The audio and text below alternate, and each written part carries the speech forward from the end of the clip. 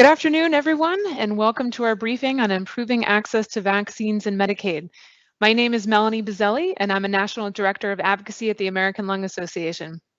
On behalf of myself and of the American Lung Association, I would like to thank Abby Bonus and the Adult Vaccine Access Coalition, or AVAC, for joining us and hosting this briefing today. It is my pleasure to be moderating today's briefing on access to vaccines for the traditional Medicaid population. And as such, I'd love to get things started as we have a great set of speakers for you all today. Following our panelists, we will have time for questions, so please feel free to type any questions you might have into the Q&A box, and we will work to get through as many as we can at the end. If we do not get to your question, we will be sure to follow up with a response. So to set the stage for our panelists, I want to start by saying that the COVID-19 pandemic has truly underscored the critical importance of vaccines for public health. As COVID vaccines have become accessible through emergency use authorizations, Congress has taken steps to ensure that the vaccines will be covered for all Medicaid beneficiaries. That guarantee, however, does not exist for other vaccines recommended by the Centers for Disease Control and Prevention, or CDC. It is with that premise that I'd like to turn to some previously recorded remarks from Senator Brown and Representative Soto, the sponsors of legislation that aims to tackle this particular problem. So next slide, please.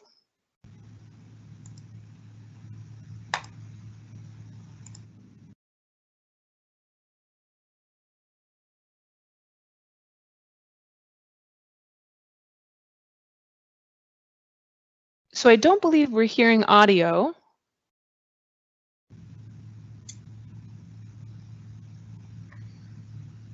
Sorry for that brief little blip there, and we'll work on getting that fixed, as we'll definitely want you to see the video here.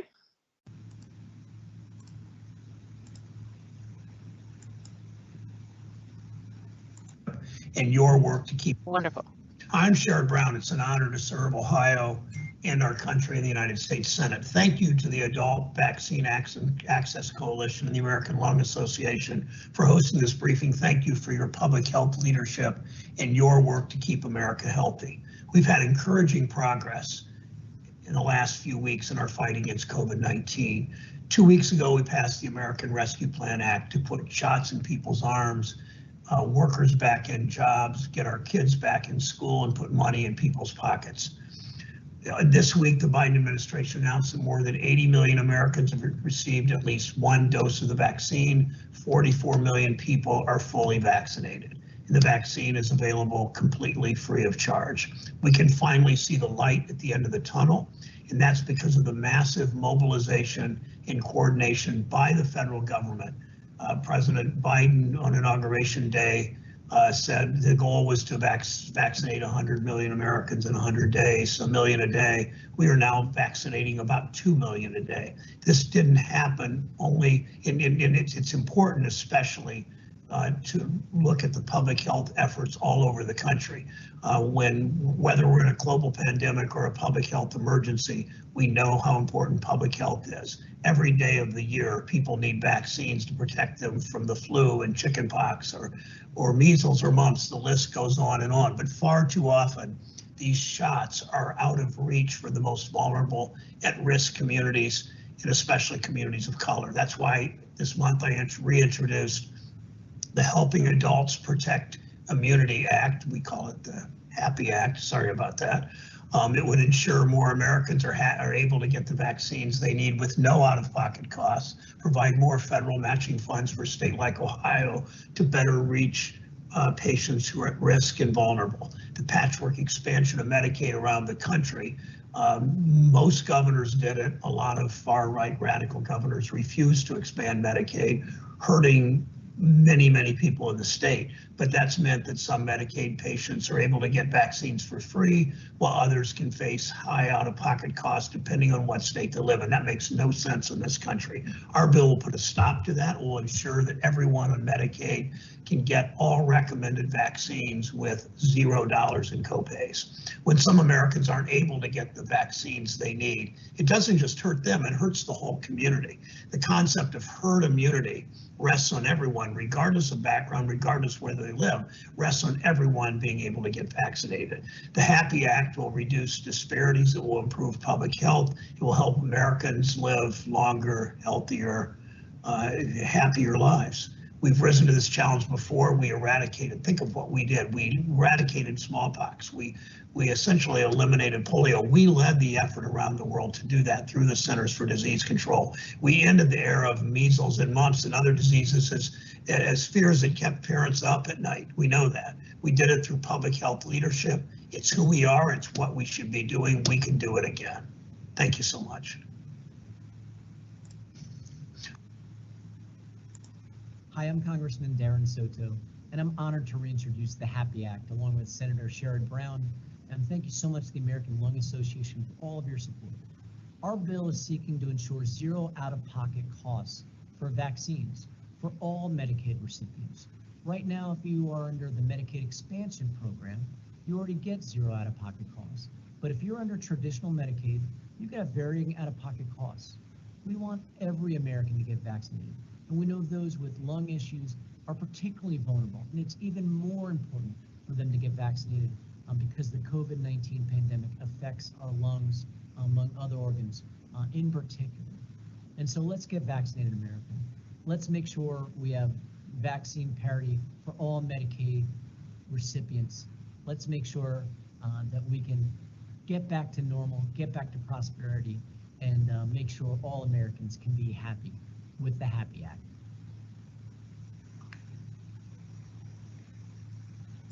Wonderful.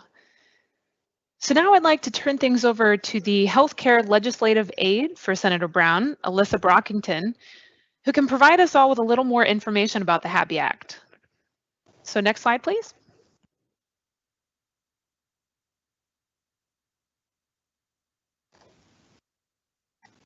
Thanks, Melanie, and good afternoon, everyone.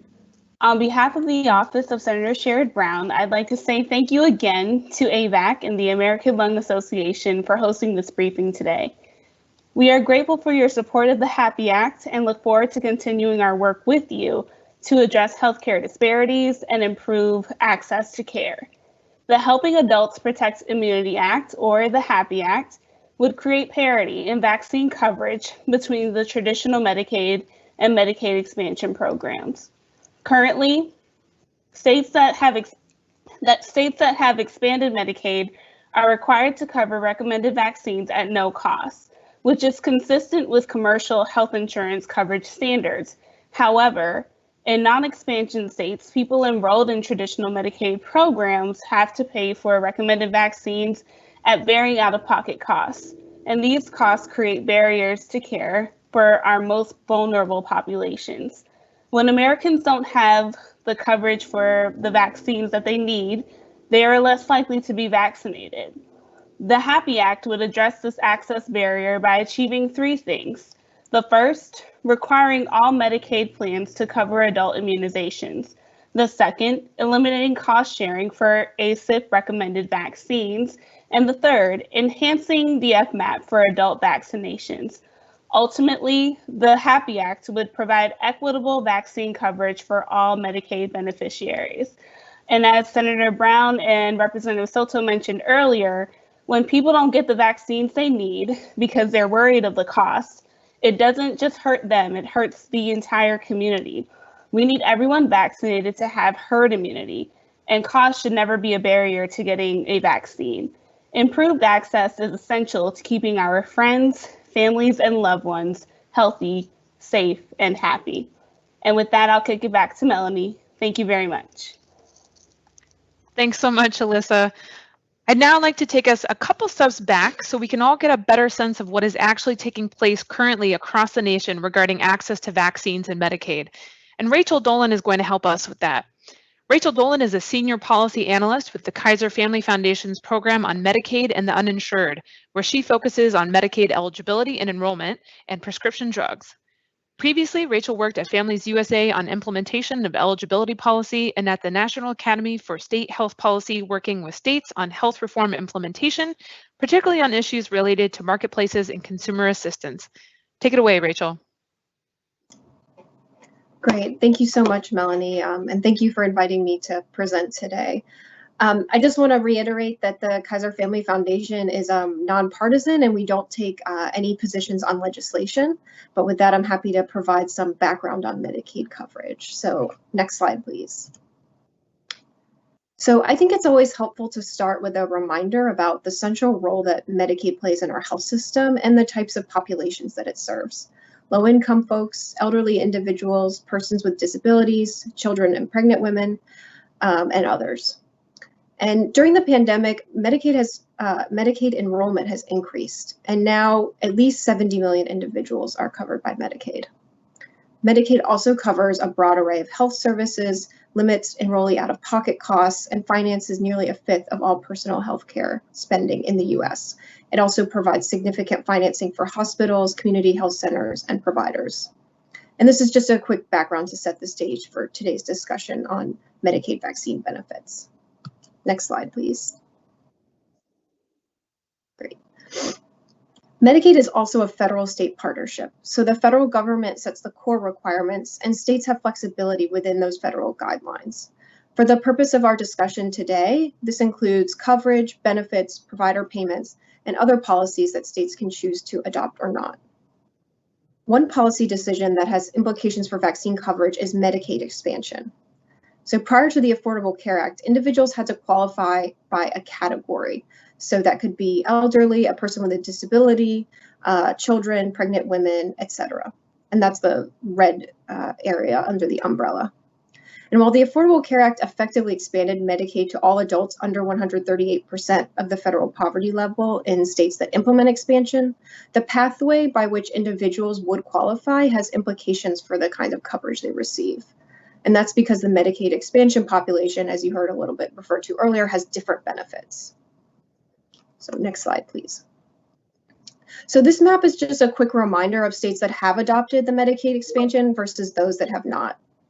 And because the Medicaid expansion is effectively optional, states that have not expanded will have a different coverage landscape, including a gap for childless adults under 100% and very low levels of coverage for parents. Next slide, please. Given the framework I just outlined, what are the requirements for vaccine coverage and Medicaid and CHIP under current law? First, as I mentioned, adults in the Medicaid expansion and also other populations for whom the state elects to provide what's known as an alternative benefit plan must receive preventive vaccines with no cost sharing. And that's because the alternative benefit plans are subject to 10 essential health benefit requirements from the Affordable Care Act. For other adults in Medicaid, such as parents, caretakers, pregnant women, and persons that qualify based on disability or old age, the vaccine benefit is optional, and some of those populations may face cost sharing. For individuals with limited benefit packages, so this may include folks covered under a tuberculosis or family planning waiver, either the waiver may have some optional vaccine coverage or vaccine coverage is not included at all. Children in Medicaid are covered by the Vaccines for Children program at no cost, and this also includes children in Medicaid expansion CHIP programs. And finally, children in CHIP are not covered through the Vaccines for Children program, but age-appropriate vaccines are a required CHIP benefit. Next slide. So given that, what do we know about how states cover vaccines for these optional Medicaid populations? And because vaccines are an optional benefit for certain adults, coverage varies by state. The data on this slide is based on a CDC study that was published in JAMA. And while most states cover some ACIP, and that stands for Advisory Committee on Immunization Practices, recommended vaccines for adults, less than half of states cover all ACIP recommended vaccines for adults. And coverage also depends on if an individual is covered through fee-for-service or managed care in Medicaid, and most states cover at least some populations through managed care. Medicaid has rules about cost sharing. Certain populations are exempt and amounts are usually nominal, but 14 states do permit co-payments for certain adults in Medicaid. And finally, we know that 12 states have adopted an option from the Affordable Care Act to cover preventive care with no cost sharing in exchange for a federal match increase, and this includes preventive vaccines. And just to give you a sense of what I mean by ACIP recommended vaccines, so these include influenza, hepatitis A and B, HPV, tetanus, etc. And next slide. So this map is a visual of the data, some of the data from the previous slide. As I mentioned, about half of states cover all ACIP recommended vaccines, and you can see which of those states do cover all, and a number of states cover almost all, but not about 12 out of 13 of the ACIP recommended vaccines. And again, just a reminder that this is for fee-for-service Medicaid, and many enrollees are in managed care and coverage may differ. Next slide. Over the past year, as we heard, COVID-19 vaccines have really elevated the issue of vaccine coverage in Medicaid. And COVID-19 vaccines are covered differently than other vaccines during the public health emergency, and this is through a patchwork of legislation. COVID-19 vaccines are required to be covered through what's known as Medicaid Maintenance of Effort requirements through the Families First Coronavirus Response Act and the CARES Act. But those requirements end shortly after the end of the public health emergency. But then the recently enacted American Rescue Plan does include additional requirements extending coverage for COVID-19 vaccines at least 1 year past the end of the PHE. And it also adds coverage for some of those limited benefit groups that I mentioned earlier. After this ARP coverage period ends, the COVID-19 vaccine coverage would revert to the current law coverage that I covered earlier. And some of the CBO estimates were that prior to the American Rescue Plan, as many as 4 million Medicaid and CHIP enrollees were not eligible for COVID-19 vaccinations. Next slide. Finally, some issues to watch around vaccine coverage. So first being what happens when the PHE ends. As I just mentioned, the American Rescue Plan extends vaccine coverage, but if vaccines for COVID-19 require yearly booster shots, what does that mean for Medicaid enrollees? Second, what are the implications of the American Rescue Plan for states, the federal government, and beneficiaries? The ARP provides states incentives to cover more enrollees through expansion and to pay more in vaccination rates because of that 100% federal match. So federal spending may increase, but enrollees may also see more benefit. We'll also see if more states adopt the ACA option that I mentioned to provide that provides increased federal match for states that cover preventive care, including vaccines with no cost sharing.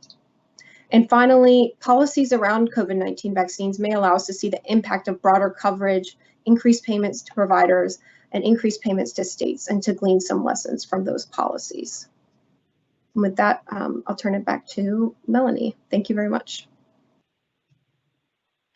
That was great. Thank you, Rachel. And with a better idea of the current policy dynamic, thanks to Rachel, I'd now like to turn things over to a couple of folks outside of DC who can offer some helpful perspectives on vaccines. First is Dr. Sarah Sams, who is a family practice physician from Columbus, Ohio. She previously served as president of the Ohio Academy of Family Physicians and chair of the American Academy of Family Physicians Commission on Governmental Advocacy. Go ahead, Dr. Sams. Thank you, Melanie, and I appreciate the opportunity to be here. As family physicians, we care for patients of all ages, both genders throughout a lifespan, and for all different disease processes. We focused a lot here about COVID and some of the impacts that that has had. But because of COVID, we've also had a lot of our patients who have lost their jobs and therefore their insurance coverage and are now on Medicare and Medicaid. Over 6 million new enrollees in Medicaid just in the last year. And that is having a big impact on their regular health care, not just the care of the current pandemic issues. There are so many vaccines that we recommend through ACIP that have an impact, not just because of herd immunity, but also because of the financial implications of not treating or not preventing these illnesses that can lead to very high cost treatment for the illness if the patient does receive or does get the illness, I'm sorry. So, you know, a pneumonia case in the hospital requiring potentially ICU treatment, IV antibiotics, ventilator support can cost much more than the cost of the vaccine. I happen to also provide prenatal care and obstetrical care. One of the vaccines that is recommended for all pregnant women, not just one time, but with each pregnancy, is the Adacel, or the diphtheria, tetanus, and acellular pertussis vaccine. Pertussis, or whooping cough, can be very devastating to newborns, and they do not start to receive their vaccine until the 2-month visit. When given during the prenatal course, the mother can provide immunity to the baby through placental transfer. But it's also recommended that other family members in the household be vaccinated. So not just the pregnant woman, but their spouse or significant other, grandparents who might be caring for the child, older siblings. So these are just a few of the examples of where other vaccines in the adult life can be very preventative for not just the person themselves, but other people in their household or their community. There are options for where people can receive vaccines, such as the health department, but the National Vaccine Advisory Committee recommends that immunizations be provided as part of coordinated health care within the medical home setting. And we consider, the primary care offices, the pediatric offices, and the family medicine offices to be that setting. Because we know what's going on with that patient and what their risk factors are, we're in the best position to provide those vaccines and to help advise people on which vaccines they should be getting. When this legislation was introduced previously, we were very excited to support that legislation, and we will continue to do so. And I'd be happy to answer other questions after the rest of the presentation. Melanie, I'll turn it back to you. Great. Thank you so much, Dr. Sams. And now, last but certainly not least, I'd like to hand things over to Brian Pelletier. Brian is a patient advocate and an Alpha-1 support group leader from the state of Maine. Take it away, Brian. Thank you. Sorry I couldn't get in, decided to get in on my phone, but it's my pleasure to be with you all today. First, I have a genetic condition called alpha-1 antitrypsin deficiency, and in short, everybody calls it alpha-1. And basically, it's genetic emphysema. And after many bouts of pneumonia, bronchitis, upper respiratory infections, I finally got diagnosed with this. And because it's a genetic thing and there's no real treatment or cure for it, it's a very progressive disease. And landed up, after I got diagnosed kind of thing, with all these different infections and so on, after I get the correct diagnosis, I, started eating better, taking, exercise and that kind of thing. And most importantly, it was, making sure I had all my vaccines and flu shots and that kind of thing. But because alpha-1 is a very progressive disease, I eventually needed a lung transplant in 2016. And as any, or probably all having a lung transplant isn't a cure either. So then I'm on immune suppressants and so on. And because of that, I need to make sure I have my flu shots. And, and right now I haven't been able to work. So, being on Medicare, it's a big help, but everything's very expensive to take care of and that kind of thing. So and I was working, but because of COVID, I had to stop working. And so, that just brings a whole realm of exposures I don't need to have done. I have gotten the COVID vaccines, both of them, but nobody's quite sure how those work in transplant patients. So, my big concern now is to get everybody around me vaccinated. So, all my older friends, that are, cash poor or whatever, without bills like this to help them out, they all, kind of shy away if they got to open their wallet every time they need a new vaccine or a flu shot or that kind of thing. So, that's what my, philosophy is on this. It'd be awesome to get some help out there so people don't have to worry about, do they need a vaccine or do they need, food on their table kind of thing. So, and that's what I have to add in short, I guess. Thank you, Brian. I really appreciate those comments. So we are now ready to actually jump into some questions.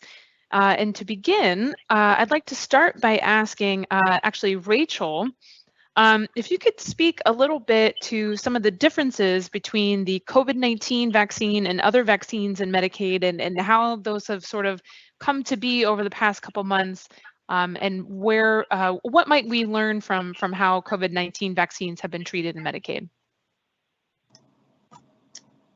Sure.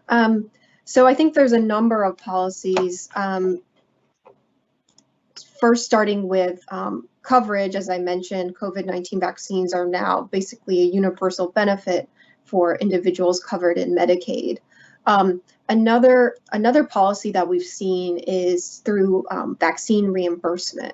So states, the typical median vaccine administration reimbursement in Medicaid is usually somewhere between $15 and $20. And of course, this ranges widely by states and can depend on the vaccine as well. But what we've seen for states with the COVID-19 vaccine is they're actually benchmarking their vaccine administration payments to the Medicare rate. And so previously that was about $18 and then $28, and then now it's been raised, I believe, to like $40 for each dose. And so at least in the previous amounts, MacPac had found that at least 39 states were using the Medicare amounts, and we're doing some tracking right now, but it also looks like states, as the Medicare amount is increasing, states are also increasing their payment rates as well.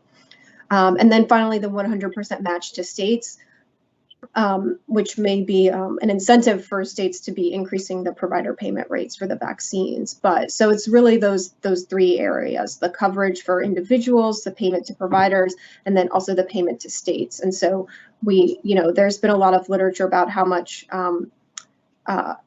if cost sharing impacts vaccine uptake, and if Medicaid payments to providers are sufficient. So we may have kind of a little bit of a policy experiment that we can learn from, that if we increase all of those areas, does that increase provider participation? Does it increase patient uptake? And all of that, and maybe apply that to other vaccines where needed. Great, thank you so much, Rachel. And kind of coming off of that, Dr. Sams, I would really like to get your perspective on what some of the biggest barriers are for providers to offering vaccinations in Medicaid and to Medicaid beneficiaries, particularly in this traditional population, and what are some ways that we might be able to remedy this? Thank you. Yeah, the biggest barrier is cost. The vaccines have to be purchased by the practices and then being reimbursed. There is storage of the vaccines, so we have to have special refrigeration and temperature controls. So if there is a vaccine that goes unused, then it's lost, and that cost to the practice is lost. When we have patients who don't have coverage for the vaccines, they often will not get the vaccines that we recommend. And then again, there's the increased cost to the system of the ramifications of them potentially getting the illness that we're trying to prevent. With the Vaccines for Children program that we have for pediatrics, we are sent the vaccines through a statewide program and are able to administer the vaccines without us having to purchase them for that Medicaid population. That doesn't happen with our adult patient population. So there is a big discrepancy there. And again, I think the biggest thing when we look at how much the vaccines cost to the system, the cost of the vaccines is less than the cost of someone getting the illness and having to be treated for that, not only with medications, potential hospitalizations, but also doctor office visits for follow-up, et cetera. Okay, great. Thank you, Dr. Sams. And so now I'm going to pull a question from the audience here, and I open it up to anyone who can weigh in, including my excellent partner, Abby from AVAC. But we have the question, do we know anything about vaccination rates for the Medicaid population, either for COVID or in general?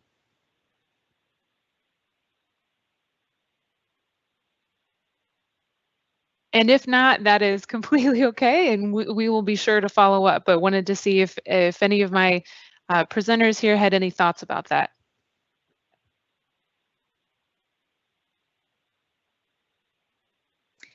I can definitely say we don't, in our office, know what the vaccine rates are for our Medicaid patients with COVID vaccine, because right now the COVID vaccine is being administered through our health system as a whole and through the public health departments.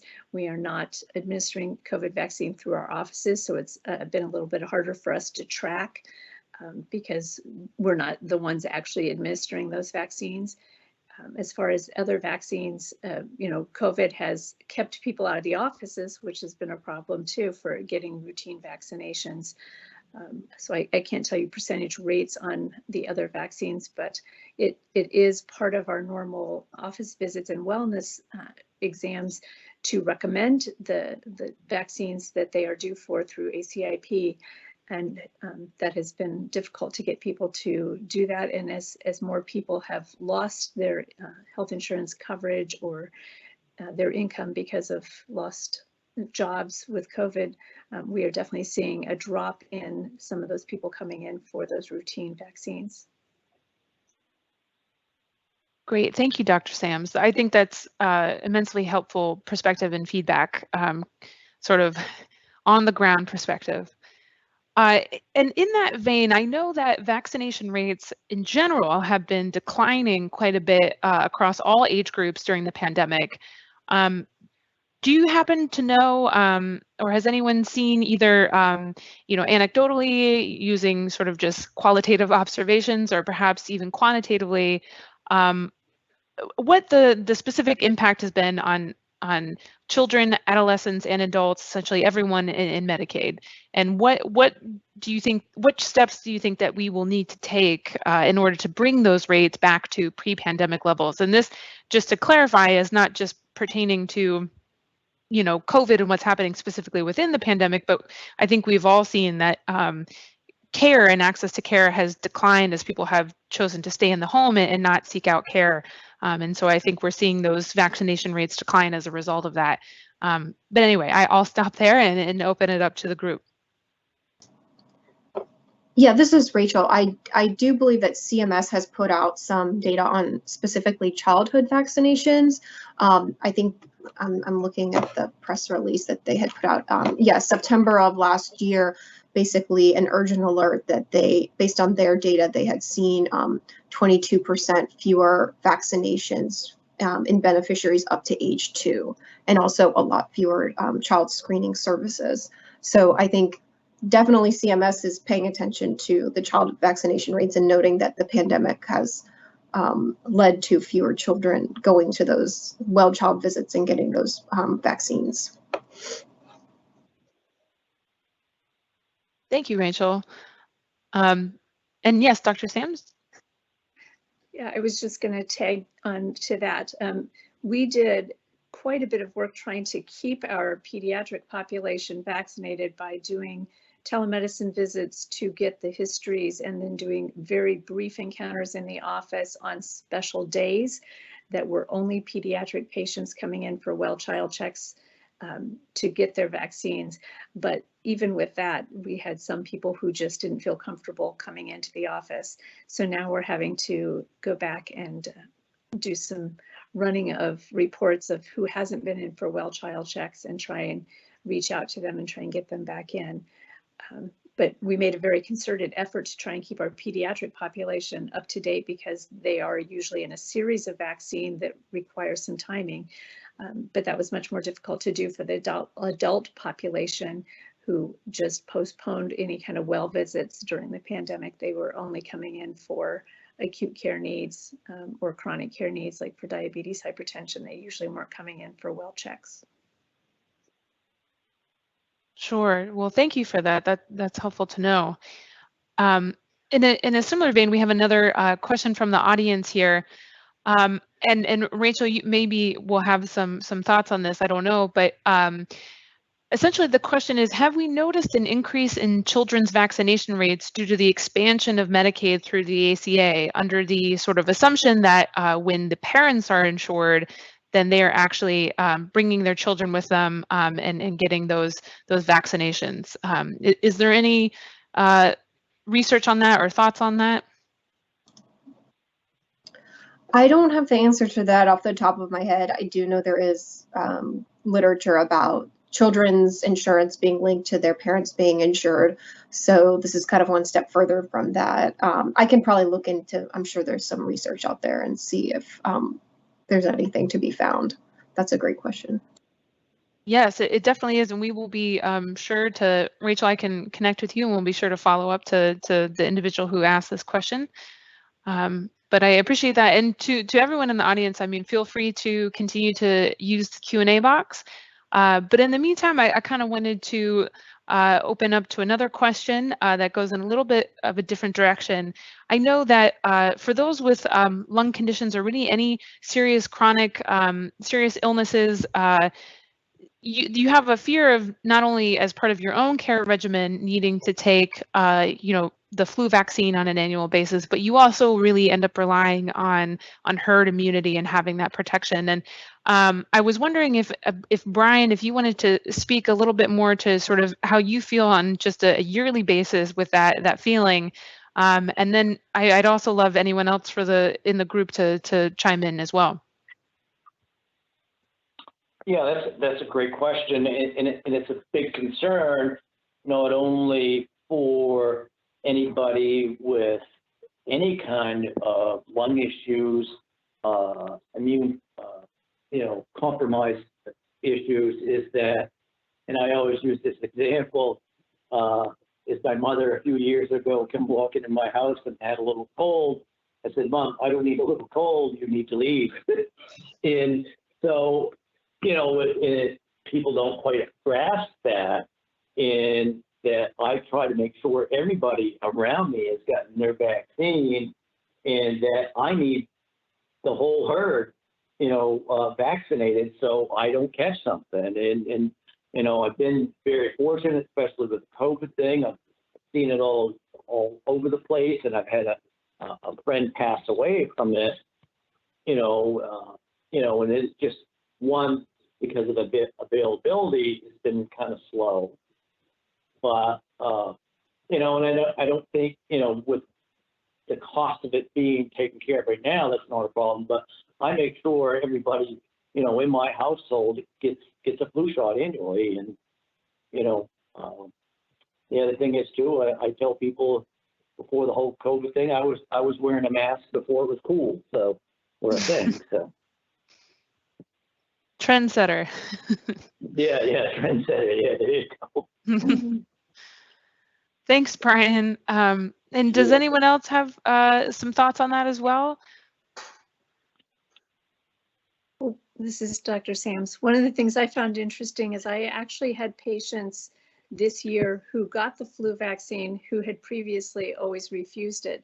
And they got it because of COVID, not wanting to get some other flu-like illness that would decrease their reserves in their immune system and maybe make them more susceptible to COVID, or end up in the hospital with influenza where they might be exposed to COVID. So I found it kind of ironic that pre-COVID vaccine, we actually had more people sometimes getting the flu vaccine. That is very interesting, and I think a good point. So we have another audience question here, and I'll open this to the group to see if we have any answers. But it seems as if someone is asking whether we anticipate any complications of vaccine coverage or vaccination rates if there happens to be any contraindications with the COVID-19 vaccine. And I personally am not aware of there being a contraindication, but I wanted to open it up to the group and see if there were any thoughts on that.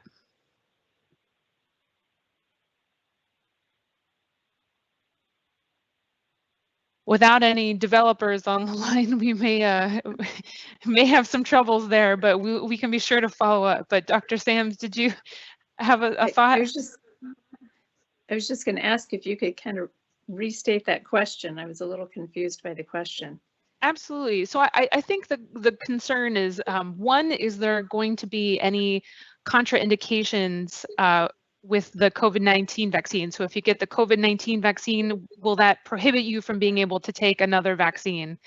And if that's the case, which I don't know if it is, but if that's the case, will that potentially have an impact? So I think just if you have any thoughts on that first question there, if you happen to know, if you've heard in your role whether there are any contraindications, that would be helpful to address. I'm not aware of any direct contraindications. We have recommended, though, that if somebody has to choose between getting the COVID vaccine or something else right now to get the COVID vaccine, because we are in the pandemic and many of these other vaccines are either repeated, like the tetanus shot every 10 years, et cetera. And so they have less exposure potentially right now. And because we don't want them to have a symptom that would prevent them from getting the COVID vaccine, like fever, body aches, et cetera, if there is, like if they have an appointment for the COVID vaccine coming up, we might hold off on doing their tetanus shot, which might cause them to have body aches, which might then exclude them at that moment from going in. Not so much necessarily because the vaccine would hurt them, but because they are screening with symptom questions to make sure that you don't potentially have COVID that you are spreading to somebody by coming into one of these mass vaccination centers. We don't want them to be excluded from getting their COVID vaccine because of some symptom that we have maybe caused by another vaccine side effect reaction. Okay, great. No, that certainly makes sense, and that's interesting to know.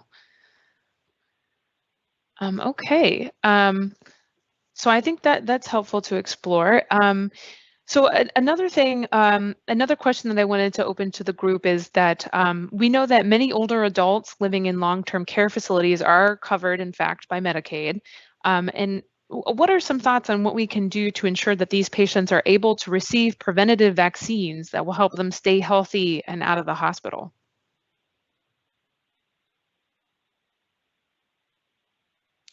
Well, my first comment is that they should all have primary care physicians that they're seeing. So most of the long-term care facilities, nursing homes do have medical directors that are in some way, shape, or form primary care, geriatrics, but often geriatrics as a side of either internal medicine or family medicine. And most of the time, those medical directors are assuring that the patient population in their facilities are getting vaccinated. My father happens to be in assisted living, so they are not covered necessarily by the medical director. They have their own physicians and go out to get their care. So it's just important that they have access to a primary care site, or that in the case of the COVID vaccine, that some group comes in and does the mass vaccinations for them. So that's an important piece of keeping them healthy, not just from COVID, but from all the other things that they could potentially get. Great. No, I think that's really important, and definitely speaks to the importance of family care practitioners such as yourself, Dr. Sam. So thank you. Well, great. I want to turn to another question here. And so I just wanted to ask, maybe Alyssa, if you maybe are able to speak a little bit about where we might see something like the Happy Act going. And I know the crystal ball is a little snowy right now, but any thoughts that you might be able to share on with potentially the audience that we have now on what they should look out for? Absolutely. I think what our office plans on doing is to just continue keeping up the drumbeat on how important the Happy Act is, and as a piece of an answer to the last question that Dr. Sams answered very eloquently with her background and expertise as a doctor, we can pass the Happy Act to to help our seniors and ensure that they are getting the recommended vaccines that they need. If your office is interested in joining as a co-sponsor, please reach out to me. We're happy to add you. We're also looking to get some bipartisan support. So also engaging here in the Senate on that level. And I believe the SOTOs are also looking for support in that way. This briefing is very, very helpful and important, and we'll continue to engage with our stakeholders, both on the local and federal level, to help to get the Happy Act over and across the finish line.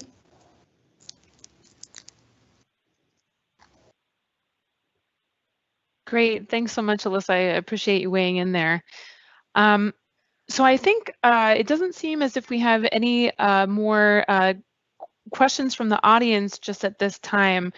I know that we've sort of gone over this quite a bit, but I was wondering if Rachel, you just might want to touch on, or if you could just touch on one more time, just essentially if you could boil it down, like your elevator pitch as to the difference between traditional and expansion populations, if there's one thing to sort of take home with us today. Yeah, I mean, I think it's the Medicaid expansion population receives all preventive vaccines with no cost sharing. And some of the more, I would say, I call them traditional Medicaid eligible groups in the sense that they have been part of the Medicaid program for a long time. The vaccine benefit is optional, and it depends on the state that they live in, as well as the amount of cost sharing that they would pay. It also depends on the state they live in. So similar to what we've seen with states deciding whether or not to expand Medicaid, your circumstances can be really affected by which state you live in. That's also true with vaccination policies and vaccination coverage for a lot of adults covered by Medicaid. Okay.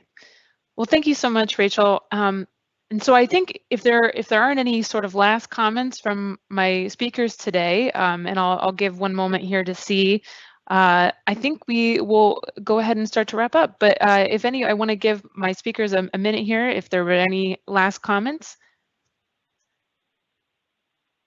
I just wanted to reiterate that even though we are focusing right now on the importance of the vaccines and the herd immunity, I think one of the things that we didn't really talk about as much is the cost to the system. And while we were focusing on the cost to the individual patient, the cost to the healthcare system of not preventing some of these illnesses is probably the greater cost. So when we're looking at how cost effective is it for us to blanketly cover all these vaccines with Medicaid patients, I think if you would actually do the numbers and find out how much it would cost to treat these illnesses when people don't get vaccinated, you'd see that this is a cost savings. Thank you, Dr. Sams. I'm really glad that you made that point because I think it's an excellent one that can easily get overlooked. And it's important to keep in mind the systemic impact here as well. So with that, if we can go to the next slide, I just want to reiterate my extreme thanks to all of you for joining, for the lovely and informative speakers that we've had today, and of course for the wonderful AVAC for partnering with me to hold this briefing. I do really want to say that please feel free to reach out to either Abby or me. Our emails are listed here on this slide. If you have any questions about access to vaccines and Medicaid or about the Happy Act, I also have included the bill numbers here again on this slide at the top. And I'm sure Alyssa would say to feel free to please reach out to Senator Brown's office and Representative Soto's office if you have any questions, but you can also feel free to email us, myself and Abby. And just thanks so much again. We'll give you a few minutes back of your day, and I hope you all have a great rest of your day. Stay safe, and hopefully we all can get vaccinated soon. So thank you all. I appreciate it.